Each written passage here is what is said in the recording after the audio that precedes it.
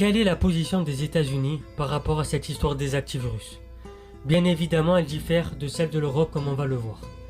Bonjour à toutes et tous, salam alaikum, très chers stones éclairés, je reprends les lives à 20 h, n'oubliez pas. Donc les États-Unis poussent pour une confiscation complète des actifs. Ils ont d'ailleurs voté une loi en ce sens au mois d'avril dans le cadre du paquet d'aide à l'Ukraine. Les Européens n'ont pas voulu franchir ce pas. Pourquoi?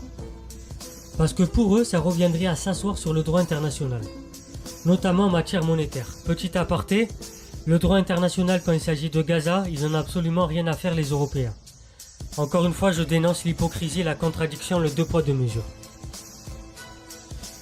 Donc, les Européens n'ont pas voulu franchir ce pas, ce qui reviendrait à s'asseoir sur le droit international, notamment en matière monétaire. Les banques centrales habituées à s'échanger constamment des devises en sont en tout cas intimement convaincus. Une telle confiscation serait une rupture de l'ordre international.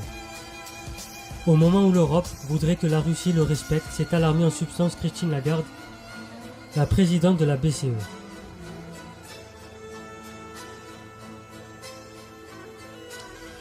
Plus concrètement, ces institutions craignent la perte de confiance des pays tiers. C'est le message qu'ont récemment fait peser au G20 l'Indonésie et l'Arabie Saoudite.